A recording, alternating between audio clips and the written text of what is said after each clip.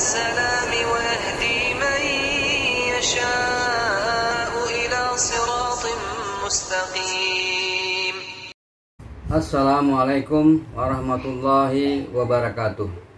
Waalaikumsalam warahmatullahi wabarakatuh. Bismillah, alhamdulillah, wassalatu wassalamu ala rasulillah wa ala alihi wa sahbihi wa mawala.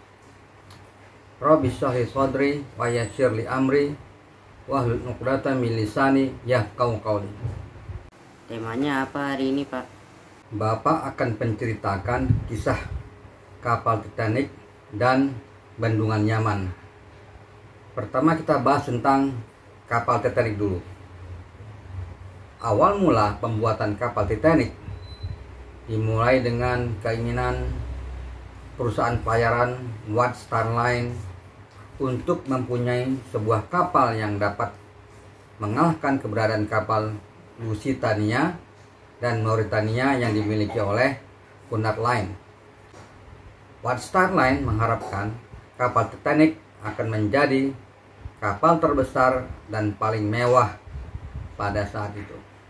Kapal Titanic dirancang dan dibangun oleh pembuat kapal Irlandia yang bernama William Peary yang berada di Belfast, Irlandia Utara. Pembuatan kapal dimulai sejak 31 Maret 1909 hingga 31 Maret 1912. Berarti itu tepat 3 tahun. Bahan untuk membuat kapal dipilih dari bahan-bahan yang terbaik di dunia. Bajanya baja yang dianggap tidak akan pernah bisa bocor atau robek jika menabrak gunung es. Kapal Titanic mempunyai 16 kompartemen yang kedap air. 4 dari kompartemen itu dapat tergenang air tanpa menyebabkan kehilangan daya apung yang kritis. Inilah alasan Titanic dianggap tidak dapat tenggelam. Pekerja-pekerjanya dan insinyur-insinyurnya juga adalah orang-orang yang terbaik di masa itu. Panjang kapal Titanic 268,98 meter. Lebarnya 28,19 meter dan dapat menampung penumpang sebanyak 3.500 orang penumpang. Berita tentang Titanic tidak akan pernah tenggelam diiklankan oleh White Star Line ke seluruh dunia, sehingga pada saat pelayaran perdananya itu banyak orang-orang kaya dunia yang ikut merasakan pelayaran perdana dan menjadi kebanggaan bagi mereka. Tibalah saat pemberangkatan.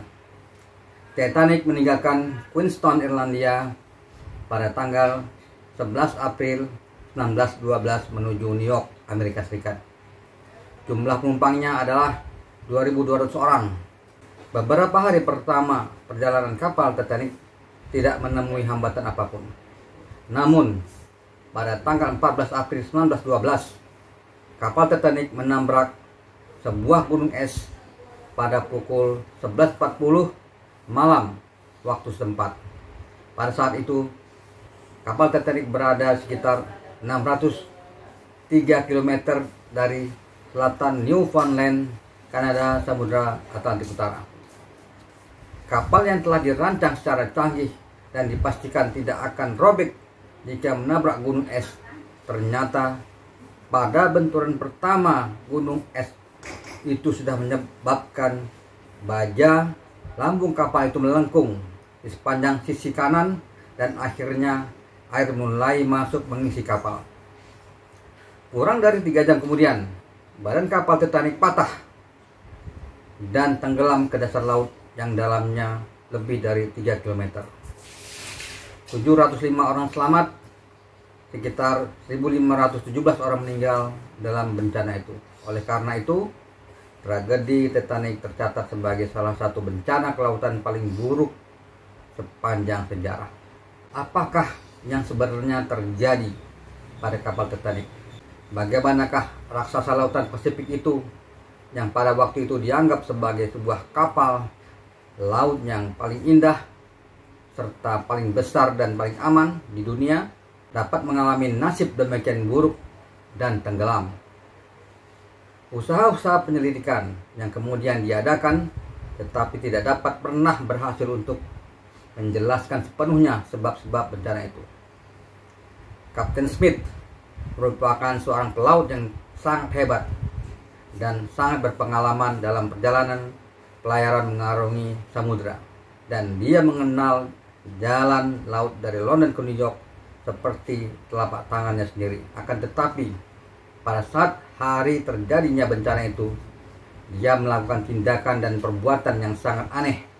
Di antaranya yang paling jelas adalah bahwa dia telah mengambil rute yang tidak biasa, dan ia mengendalikan kapal dengan kecepatan melampaui batas yang ditentukan.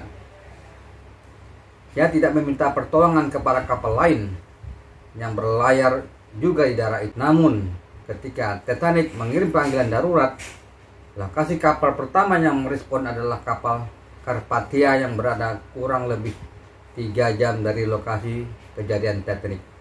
Tetapi pada saat kapal Carpathia tiba, Titanic sudah berada di dasar laut. Para ahli yang telah mempelajari bencana, termasuk sisa-sisa kapal yang ditemukan di dasar laut pada tahun 1985, telah menyimpulkan bahwa tidak ada satu faktor pun dari kapal yang disalahkan. Mereka percaya bahwa ada sebab lain yang menyebabkan Titanic tenggelam begitu cepat. Sebagai contoh, para ahli percaya bahwa kapal berlayar terlalu cepat untuk kondisi lautan yang penuh dengan gunung es. Selain itu juga pakar berpikir bahwa Kapten Edward J. Smith mengabaikan peringatan gunung es yang telah ia terima. Yang lebih mengherankan lagi, Kapten Smith tidak mengumumkan cara menyelamatkan diri dari kapal yang akan tenggelam hingga detik-detik terakhir. Dari situ peneliti menyimpulkan bahwa Kapten Smith telah kehilangan kesadarannya. Apakah sebenarnya yang menimbulkan keadaan di mana Kapten Smith seakan-akan kehilangan ingatan itu? Beberapa orang wartawan diikutsertakan untuk mengikuti penyelidikan sebab-musabab bencana itu. Wartawan berhasil mengemukakan suatu dugaan yang sangat mengejutkan. Selain mengangkut barang-barang, kapal Titanic juga mengangkut sebuah mumi dari Mesir. Mumi itu adalah milik seorang kolektor Inggris, Lord Canterville, yang akan mengadakan pameran benda-benda antik di Amerika Serikat. Mumi yang diangkut itu adalah mayat seorang tukang ramal yang hidup dalam zaman Amenopis keempat. Makamnya ditemukan di Tel El Amarna. Seperti halnya mumi-mumi Mesir lainnya, mumi yang diangkut itu mengenakan sangat banyak benda-benda yang disebut dengan jimat. Terutama di bawah kepalanya terdapat sebuah amulet yang berisi gambar dewa Osiris, disertai tulisan yang berbunyi, "Bangunlah dari tidur Tuhan yang nyenyak. Tatapan Tuhan akan mengalahkan segalanya yang dilakukan terhadap Tuhan." Mumi yang dianggap barang antik itu harganya sangat luar biasa. Dia tidak ditempatkan dalam kargo, tapi mumi itu diletakkan di belakang kantor Kapten Smith. Seorang wartawan yang bernama John New Barton menulis sebuah artikel di surat kabar.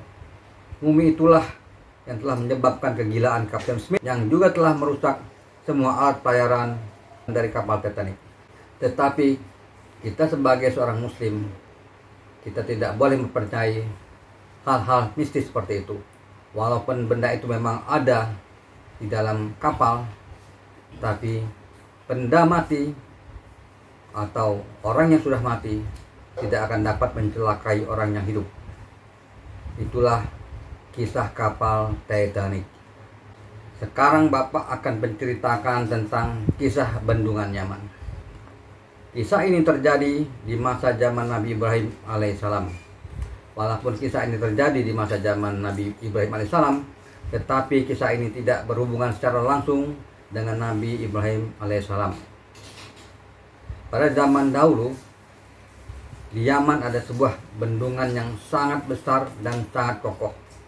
Air dari bendungan tersebut dimanfaatkan oleh masyarakat Yaman sebagai sumber air minum, juga pertanian, sehingga negeri Yaman menjadi negeri yang makmur. Masyarakatnya hidup dengan tentram dan damai pada masa itu.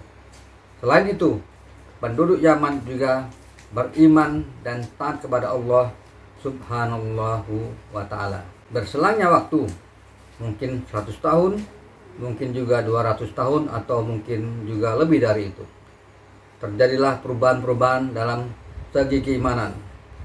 Mereka yang tadinya taat kepada Allah, sedikit demi sedikit keimanan mereka mulai terkikis, dan akhirnya sebagian besar dari mereka mulai mempersekutukan Allah dengan menyembah berhala. Salah satu kemaksiatan yang mereka lakukan adalah mereka mengatakan bahwa bendungan Yaman adalah bendungan yang tidak akan pernah rusak selama-lamanya.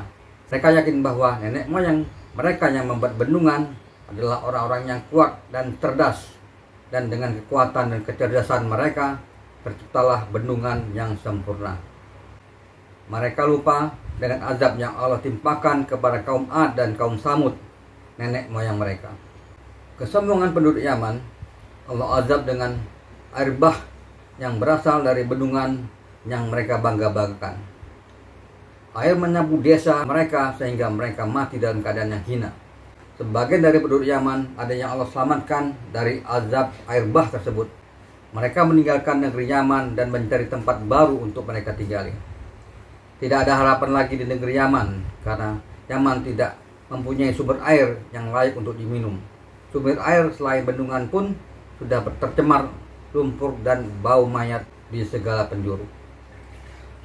Yaman tidak mungkin dapat ditinggali dalam waktu yang dekat. Jalan yang paling mudah adalah pergi mencari tempat baru yang layak.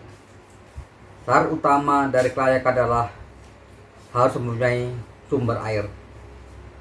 Tujuan mereka adalah negeri Syam. Untuk mencapai negeri Syam, mereka harus singgah di kota Yathrib.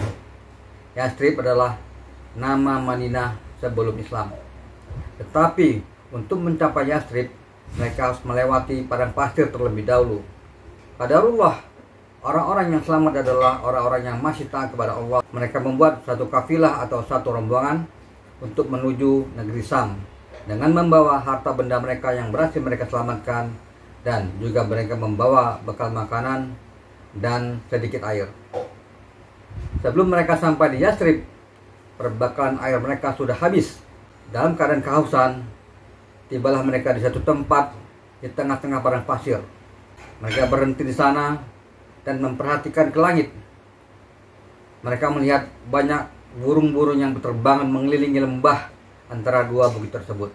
Biasanya, jika burung-burung berterbangan berputar-putar, itu menandakan bahwa di tempat itu terdapat bangkai atau juga sumber air.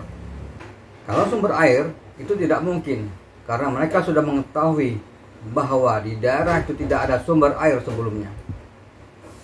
Sebagian dari mereka adalah pedagang yang biasa berpergian ke negeri Syam. Jika burung tidak berani turun, itu menandakan bahwa ada hewan yang bisa memangsa mereka, atau mungkin juga ada manusia yang hidup. Mereka pun segera menuju tempat yang mencurigakan tersebut. Mereka mengharapkan menemui manusia agar mereka bisa meminta sedikit air untuk mengurangi rasa haus. Sampai mereka di sebuah lembah, mereka semua menemukan hal yang tidak biasa. Mereka melihat seorang ibu yang sudah tua yang sedang menggendong seorang anak bayi, dan di dekat mereka duduk ada sebuah genangan air. Pemimpin rombongan memberi salam kepada sang ibu. Ia menawarkan pertukaran air dengan makanan yang mereka miliki, dan sang ibu tua pun setuju. Ada keanehan pada genangan air tersebut. Setelah semua anggota rombongan meminum air, genangan tersebut tidaklah berkurang sedikit pun. Bahkan sewaktu mereka mengeruk pasir yang ada di bawah air agar terjadi cekungan, agar memudahkan mereka untuk mengisi wadah air mereka, air seakan-akan naik dari dasar bumi dan memenuhi cekungan tersebut. Dan anehnya lagi, air tidak mengalir kemana-mana. Seakan-akan air ada yang menahan agar ia tetap pada dalam lingkaran. Rombongan yang tadinya akan pergi ke negeri Syam, kini mereka berubah pikiran. Mereka tidak jadi melanjutkan perjalanan mereka, dan mereka memutuskan untuk tinggal di lembah yang mempunyai sumber mata air baru tersebut. Dari sinilah dimulainya peradaban baru. Mereka membuat desa baru yang terdiri dari satu rombongan yang berasal dari negeri Yaman, ditambah dengan seorang ibu yang sudah tua dan seorang bayi laki-laki. Mereka hidup rukun dan damai, dan mereka adalah orang-orang yang taat kepada Allah Subhanahu wa Ta'ala. Sumber air yang ajaib itu mereka namakan dengan Zam-Zam. Itulah akhir kisah dari bendungan Yaman. Hubungannya apa, Pak, antara kapal Titanic dengan bendungan Yaman? Masa kamu tidak tahu? Oh, Noval tahu, Pak. Dua-duanya sombong. Benar, Val. Pemilik Titanic sombong dengan menyatakan bahwa kapalnya adalah kapal yang tidak akan pernah tenggelam. Sedangkan penduduk Yaman sombong dengan mengatakan bahwa bendungan yang mereka miliki tidak akan pernah runtuh selama-lamanya. Kedua-duanya Allah musnahkan dengan perantara air. Tanggul bendungan Yaman terkikis oleh air sehingga tanggulnya jebol. Sedangkan lambung kapal juga jebol karena air. Air yang sudah mengeras dan air yang menjadi gunung es. Bapak kira sampai di sini dulu pembahasan kita dalam materi kapal Titanic dan bendungan Yaman. Semoga kamu dan Bapak dapat mengambil pelajaran dari pembahasan kita ini. Jangan sombong. Ya, Pak. Wallahu a'lam bishawab. Subhanakallahumma wa bihamdik, asyhadu an la ilaha illa anta, astaghfiruka wa atubu ilaik. Assalamualaikum warahmatullahi wabarakatuh. Waalaikumsalam warahmatullahi wabarakatuh.